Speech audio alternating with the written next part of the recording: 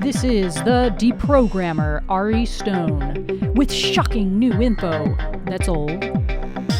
Corey Goode and David Wilcock publicly declare themselves Cabal. Cosmic Disclosure, Season 7, Episode 4. All right, well, let's go on with this because there's a lot more interesting stuff here to explore. If the entity at the base of the complex of beingness is oriented towards service to self, i.e. the negative path, the Crusaders, who in this case do not find it necessary to lie, will simply begin to give the philosophy they are here to give. So this would be your Cabal type of people, where they're actually getting this direct telepathic communication.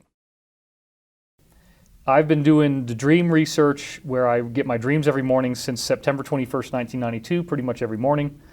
And as of November 1996, I began having a telepathic communication take place using the protocols of remote viewing.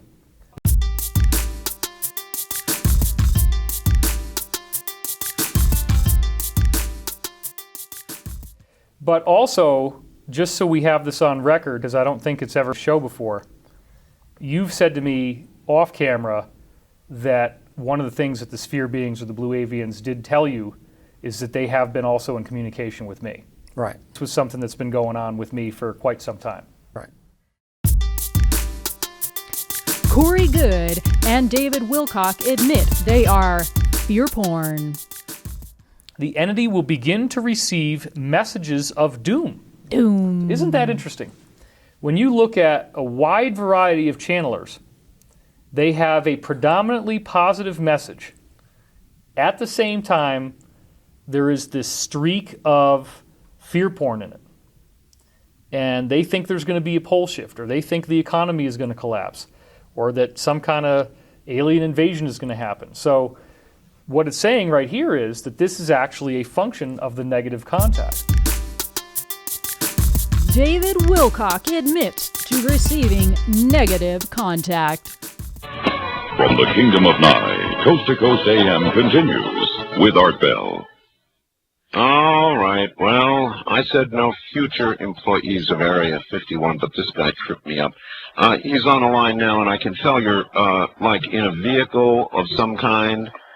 Yes, I'm driving a truck right now because I'm making a historical study of life in the 20th century, and there's really no better way to study it than getting out there and seeing it and experiencing it.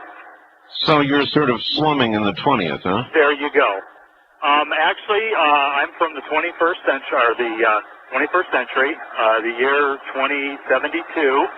And I worked at Area 51, or I guess you would say I will work at Area 51, which at that time is the nation's capital. Be on the gray line there regarding a paradox. Well, I am, but here's the beauty of it. When I'm on the phone with you talking, it's subjective. It's people's opinion. So what I really say is real subjective. Some people might believe it, some people won't. So I'm fairly safe in making general statements like that because probably a lot of people aren't going to believe it anyway. That's right. And so let me ask you this. Is there something minor but very specific that you can give us that's going to happen in the near-term future that we can watch for and say, aha, the guy from 2072 called it? Yeah. We're going to have probably about March of this coming winter. Yes. Southern California and Arizona are going to suffer severe flooding as a result of the El Nino that's building. And in 1999, the winter of 1999, there's going to be a major devastating earthquake in Southern California. Wait a minute, that was the winter of 99? The winter of 1999. How big will it be? Do you know? From the history books I've read, it was about an 8.9 on the Richter scale. Oh, my. But I'm not, I can't give out numbers because we really don't know. There was just estimate numbers of deaths and injuries. So at least I know we still use computers, huh? We do use computers. computers, so it'll blow your mind the media that we'll be using at that time. No, it wouldn't blow my mind at all. You buy a computer today and it's out of date now in about 3 or 4 months. All I can say is virtual reality is only the beginning. So it's going to be an interesting time, and there's going to be a gigantic event around the turn of the century, a serious event. Yeah, the turn of the century is going to be rough, but mankind makes it through it. We do have some assistance from, how shall I say, elsewhere. Elsewhere, others? Yes, and after that event, things like racism, those kind of issues will no longer be around, because not only will we have to learn to live with people of different color, we're going to have to learn to live with beings who are not human. And this event, these series of events that occur around the turn of the century, is kind of a purging or a cleansing event. And the people that make it through that become a better species of people. Are you going to stay and go through this period with us, or when things get rough, are you going to get going? I got to be honest with you, Art. I'm out of here. I'm going to be a chicken and run. I'm not going to stay and go through that with you. There you have it. David Wilcock, by his own definition, is receiving negative contact. Let's listen again. The entity will begin to receive messages of doom. Doom. Isn't that interesting? When you look at a wide variety of channelers, they have a predominantly positive message. At the same time, there is this streak of fear porn in it. And they think there's going to be a pole shift, or they think the economy is going to collapse, or that some kind of alien invasion is going to happen. So what it's saying right here is that this is actually a function of the negative contact. Well, and it's also, as we've spoken about before, why would they do this? Well, they're trying to affect our mass consciousness, to have us, with the power we have, our co-creative power, to manifest what these doom and gloom type of prophecies. It becomes a self-fulfilled prophecy many times. David Wilcock publicly admits he is an untuned psychic channel.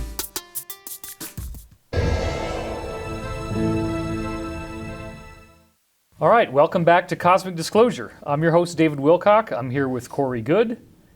And in this episode, we're going to get into the negative groups and their influence on channeling. Now, this is where we get to the really important stuff. Is it possible for an entity here on Earth to be so confused as to call both the Orion group and the Confederation while they are channeling? And look at the answer. It is entirely possible for the untuned channel, as you call that service, meaning channeling, to receive both positive and negative communications. And they can't tell the difference between the two. They'll be sure that it's this benevolent being that they're in contact with, that they trust, and then a trickster being will come in and give them information in a similar way, which is distorted.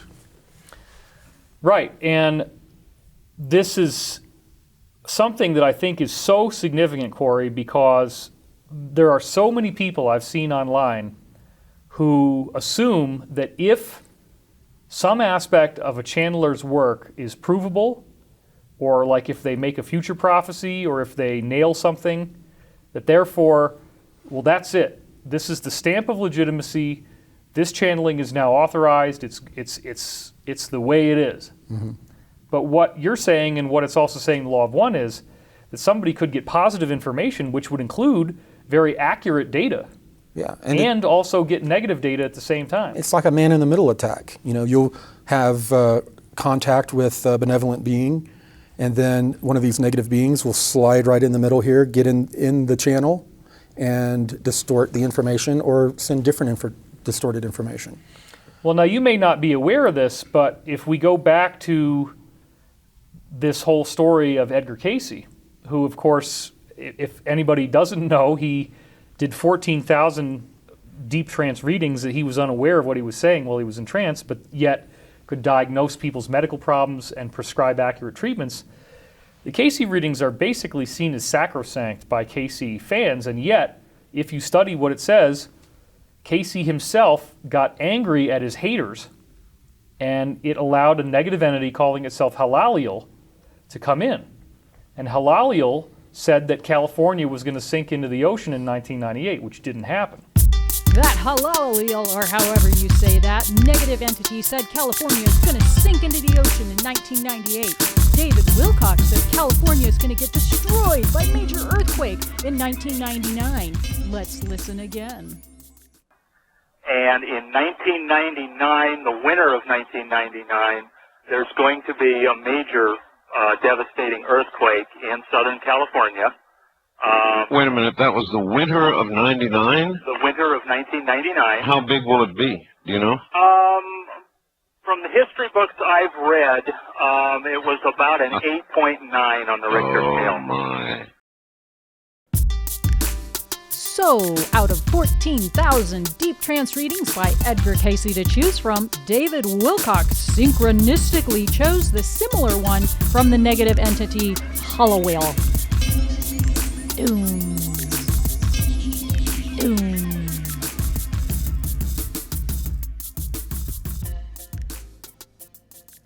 In the next video, I'm going to be more fully explaining the neuroscience behind Corey Goode and David Wilcock's teachings, and we'll discuss more fully their key fear-porn terms, such as pole shifts, the AI, and dream contact, along with the deep state programs and patented technology that appear to be in use with Corey Goode's Blue Avian teachings and David Wilcock's Ra-Ra-Ra Shish-Kun-Ba Law of One teachings, and how they tie in with deep state artificial intelligence programs with acronyms such as Christ and Satan that are used for mind control purposes. I will show how David and Corey regularly use terms that actually relate to brain science, brain trauma, and being mind controlled.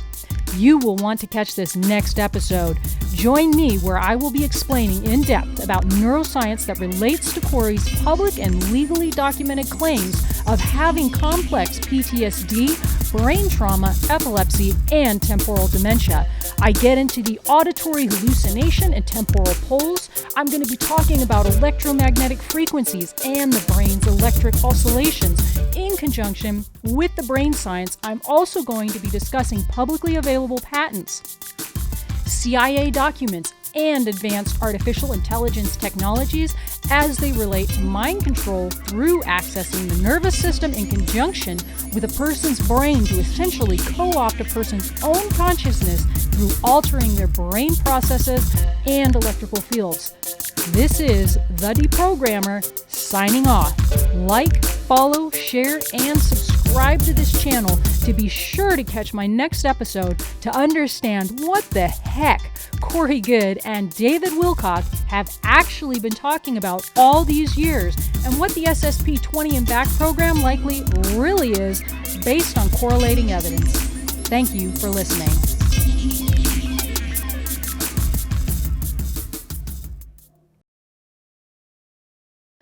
This is The Deprogrammer signing off.